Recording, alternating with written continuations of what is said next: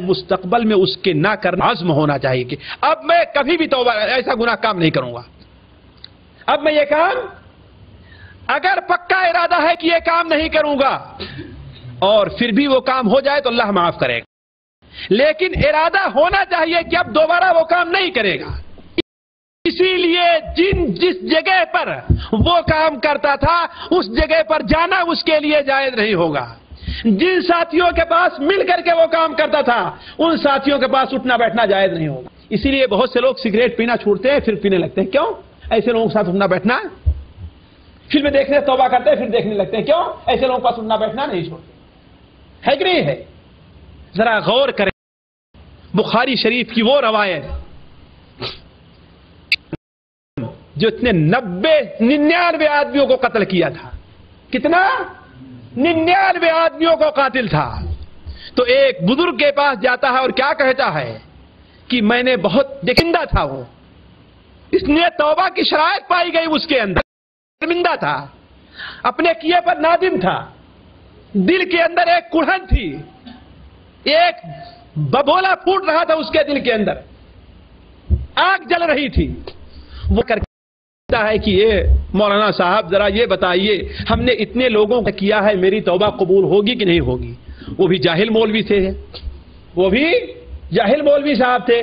انہوں نے کہا کہ یہ دیکھو 30 چوہے کھا کر بلی چلی حج کرنے کو, تیری توبہ تو قبول نہیں ہوگی. کہا کہ اچھا میری توبہ قبول ہوگی نہیں, مجھے جہاں جانا ہے لاؤ 100 پورا کر دیتے ہیں. ان کا بھی کام تمام کر دیا. لیکن وہ اپنے گناہ کے اوپر شرمندہ تھا. پھر بھی دل کو سکون نہیں ہوا, اطمینان نہیں ہوا. دل کے اندر ایک دوسرے کے پاس جاتا ہے. لوگوں نے کہا فلاں گاؤں میں جو مولوی صاحب ہیں ان سے پوچھو. ان کے پاس جاتا ہے. ان کے پاس گیا تو وہ فقیہ اور سمجھدار تھے. انہوں نے کہا اللہ کے بندے توبہ تیرا اور تیرے رب کا معاملہ ہے. توبہ کسی دوسرے کے واسطے اور وسیلے کی ضرورت اس میں ہے. کسی وسیلے کی ضرورت نہیں ہے. تو اللہ سے توبہ کر. اگر اللہ تعالیٰ جانے گا کہ تو صدق دل سے توبہ کرا, تیری توبہ کرے گا, اللہ تیری توبہ قبول کرے گا. لیکن فرق کیا ہے؟ شرط یہ ہے کہ اس گاؤں کو کر کے اس گاؤں میں چلا جا. اس گاؤں میں کچھ نیک لوگ رہتے ہیں, ان کے ساتھ تو رہ. اس لیے کہ اس رہے گا جن لوگوں کے ساتھ بیٹھتا تھا تجھے تیری پرانی باتیں دلائیں گے, پرانے کام یاد دلائیں گے. فلاں کے ساتھ تو ڈاکہ ڈالتا تھا, وہ لوگ ملیں گے تجھے ورغلائیں گے, نتیجہ پھر تو گناہ کے اندر پڑ جائے گا. اس لیے توبہ کے لیے شرط یہ ہے دوبارہ اس گناہ کی طرف پلٹنے کا مکمل اور پکا ارادہ ہو. اور اس کے ساتھ ساتھ ضروری یہ ہے کہ وہ اسباب ختم کر دیے جائیں.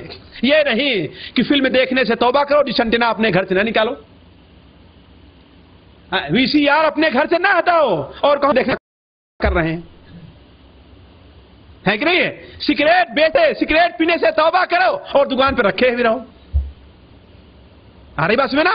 ضروری یہ ہے کہ اس سے بالکل قطع تعلق ہونا چاہیے. اچھا, چھٹی بات جو آخر ہے وہ یہ ہے کہ توبہ کا وقت ختم نہ ہو گیا ہو. توبہ انسان کب کرے؟ توبہ کا وقت باقی ہے. عام انسانوں کے لیے موت سے پہلے توبہ کر لینی ضروری ہے. جب جان یہاں تک آ گئی, حلقوم تک پہنچ گئی, تو اس وقت کوئی انسان توبہ کرے گا تو اس کی توبہ قبول نہیں ہے. اس وقت تو ہر انسان توبہ کر لیتا ہے کہ نہیں ہے؟ اور ایک وقت ایسا آئے گا جب توبہ کا دروازہ بند ہو جائے گا. وہ کون ہے؟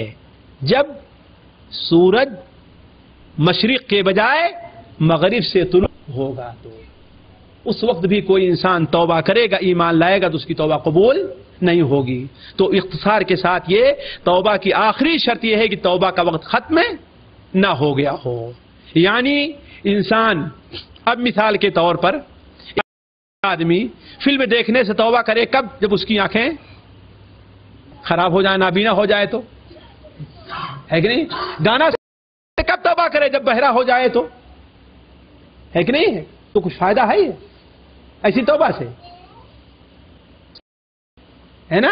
لیکن اس حال میں بھی دیکھ لیجئے اللہ کی مہربانی یہ ہے کہ اس حال میں بھی اگر گانا سننے سے توبہ کرتا اگرچہ بہرا ہو گیا ہے لیکن اللہ اگر سمجھے گا صدق دل سے توبہ کر رہا ہے پھر بھی اللہ اس کی توبہ قبول کرتا ہے. اللہ اتنا بڑا مہربان ہے.